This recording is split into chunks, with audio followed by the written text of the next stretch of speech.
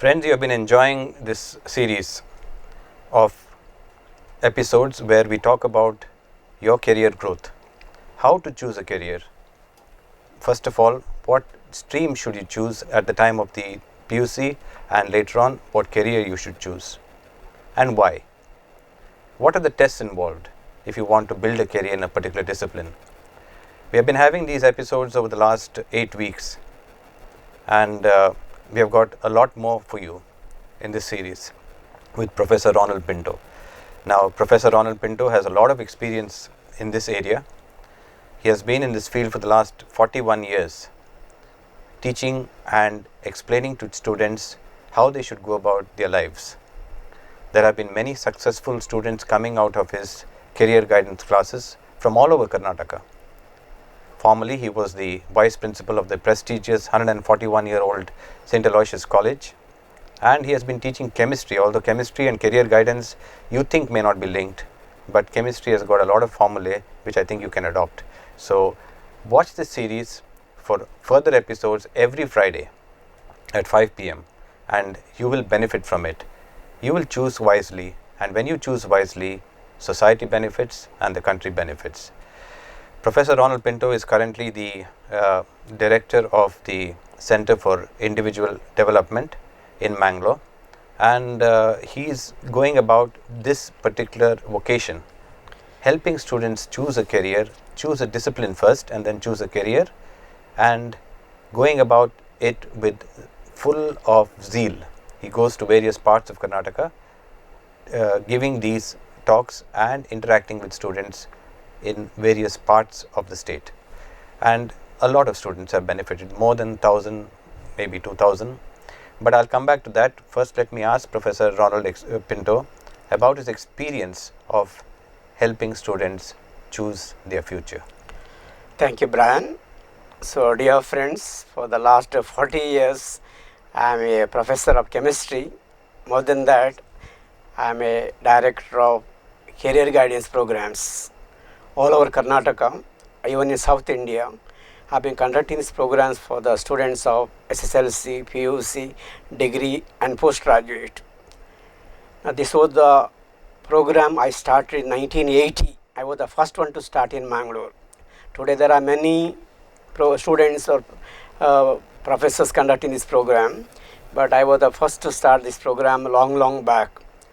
And thereafter, there is no looking back. Almost all the schools, colleges and PG centers I have covered in the last 41 years.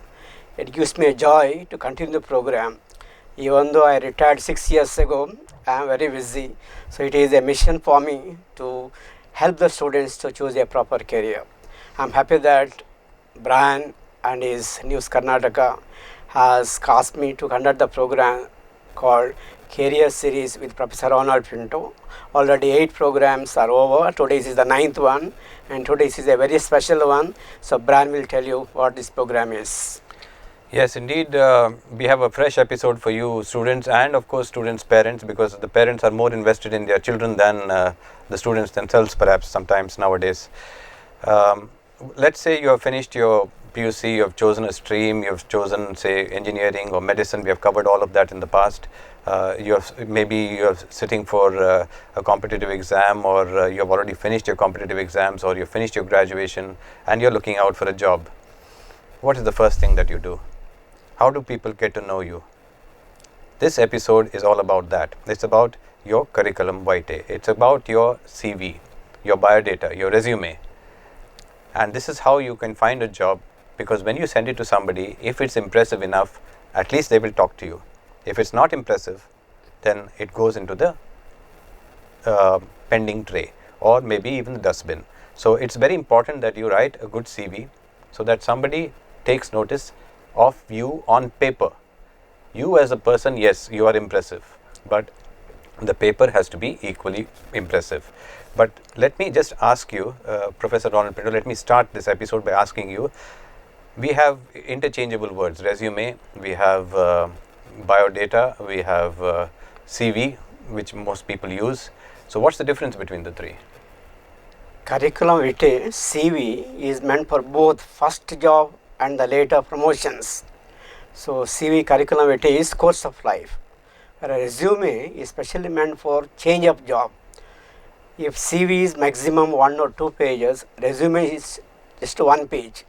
But in Karnataka, people are misusing this, and for every job they are calling either resume or CV. But in foreign countries, it is a must that for a resume is for professionals who want to upgrade to another higher profession, whereas CV is for all those who are just studying and getting a job, or who already got a job and then continuing further. So resume is a French word, means it is actually a summary of your career life, whereas CV is the meaning of course of life, starting from first standard till your graduation, post graduation, where all you have studied and what all you have studied. Okay. And biodata is simply earlier form for academic admissions, government jobs, scholarships. So today nobody says biodata, they say either resume or a CV. Yeah, I think biodata is now mostly used when you introduce a guest on a talk show.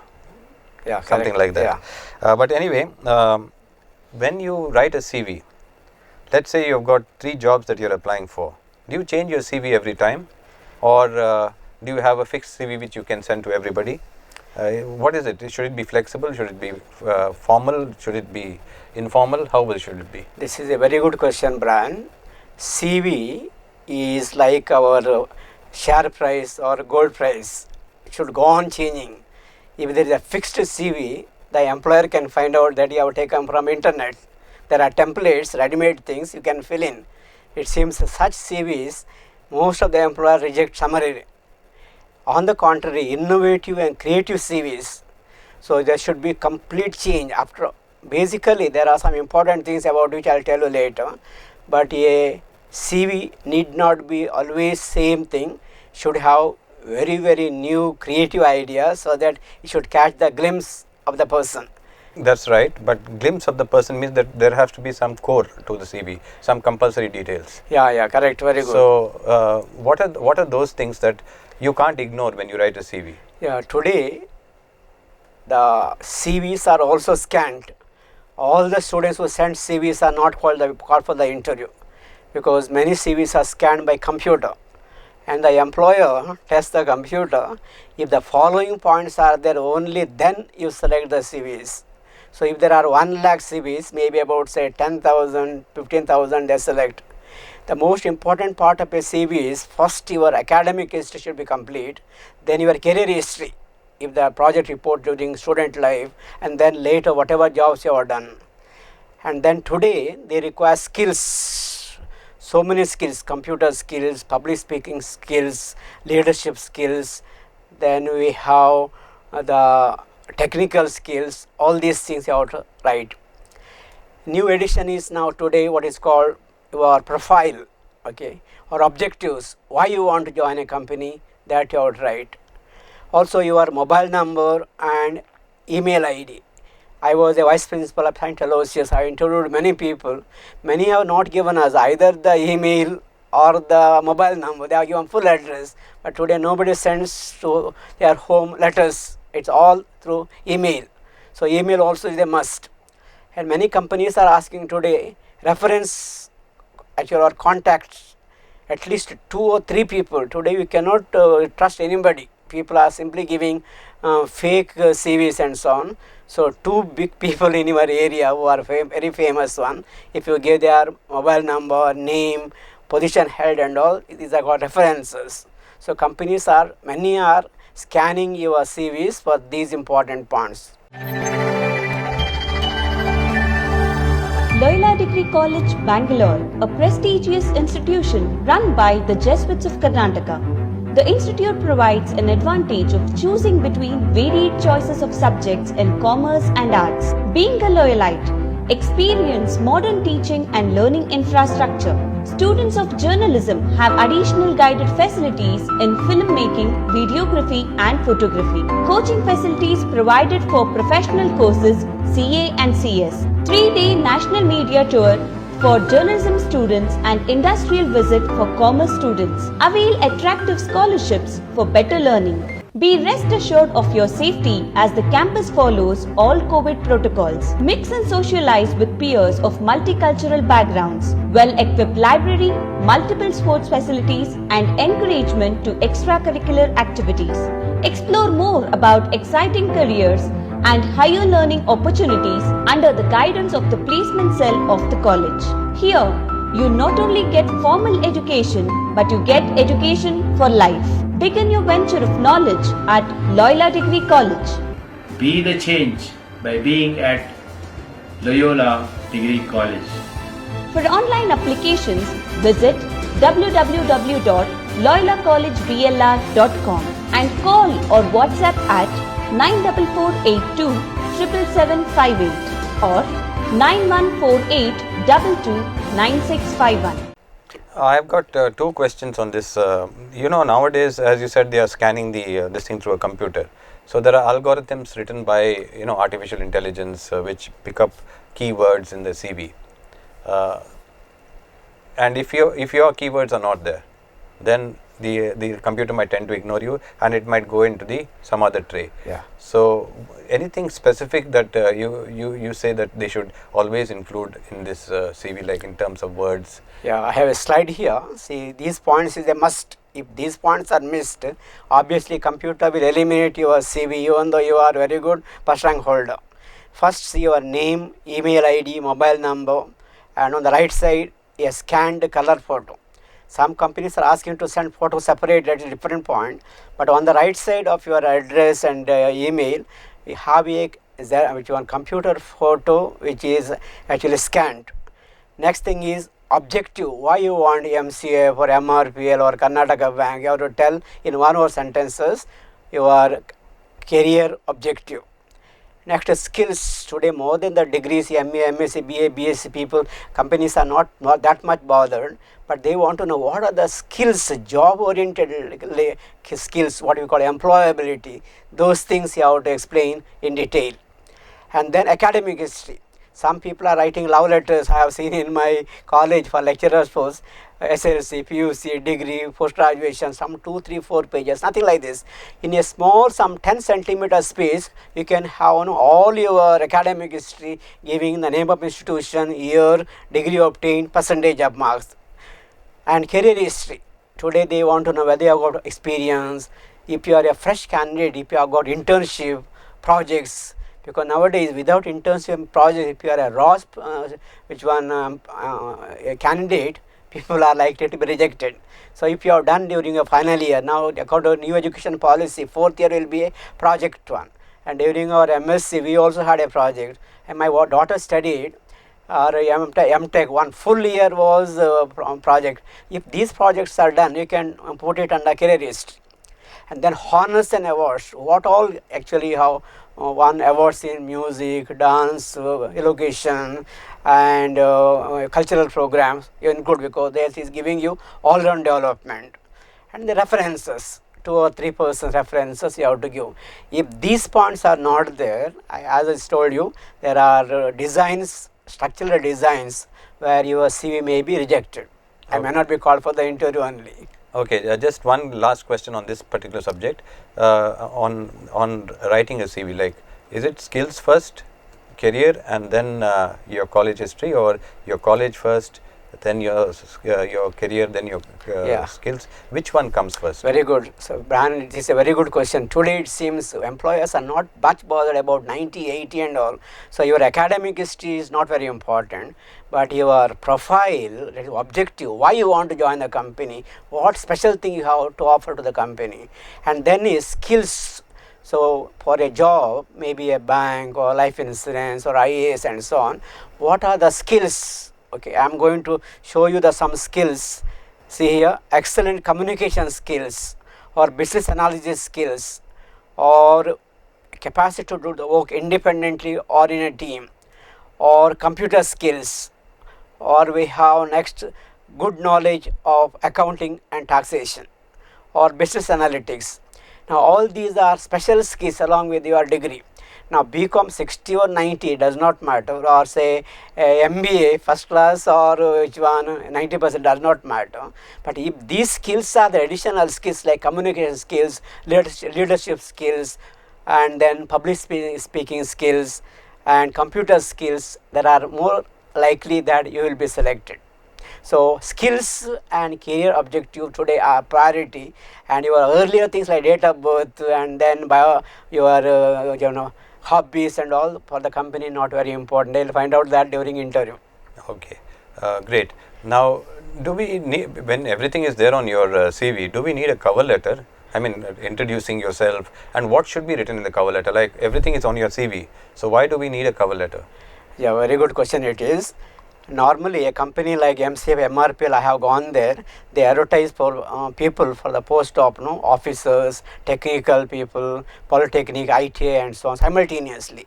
When the CVs are sent, to which post you are sending, they do not know. That's why on the cover letter you have to write, sir, I am applying for this particular post. Which post you have to tell, according to advertisement, in which paper, what dated, and then you have to tell I have the skills for this job. So these three things you have to actually write. So I am giving you a sample of the cover letter. Sir, I enclose my CV respect advertisement in Times of India on September 23, 2021 for the post of HR executive. You will see that I have the required skills, capabilities and experience for this position, mainly the ability to articulate and communicate to achieve exceptional business performance. I look forward to hearing from you. When there is a very nice CV along with the a very good cover letter, the employer first sees the cover letter. If the cover letter is very interesting, innovative, creative, then he feels like going through the CV. Many people don't sign the cover letter, don't send the cover letter, then they are confused, simply they are throwing into the dustbin. So a cover letter well written, and many companies want a handwritten cover letter, because in a handwritten cover letter your personality of organized one, or you are neat, clean, everything is known. But some people like IT and all, they may not insist on handwriting any cover letter, but in the cover letter what post to which advertisement, and then what are the some one or two special skills you have got for that job you have to mention.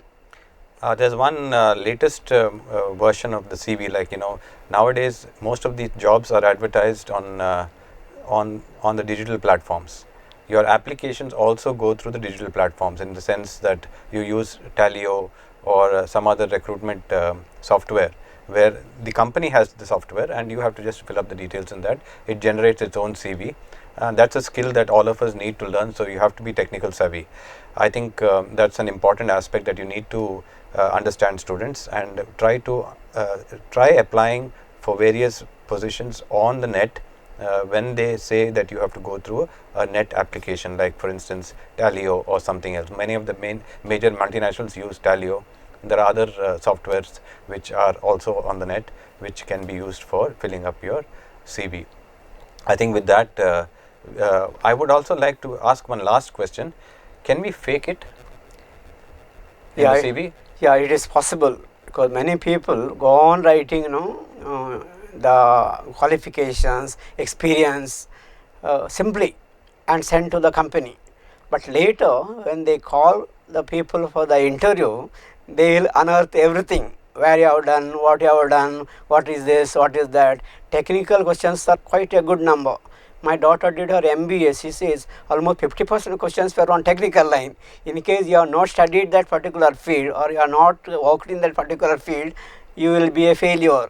So the employers have got a psychologist, a technical specialist, another person who is a company top officer. They will actually find out in such a way that whatever CV you have written is genuine.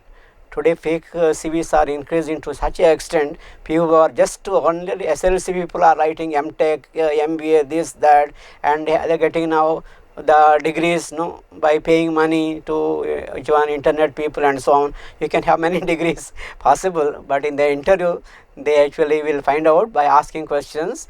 And please do not write anything other than what you have achieved, what you know. So they will find out the truth by conducting interview. They are experts.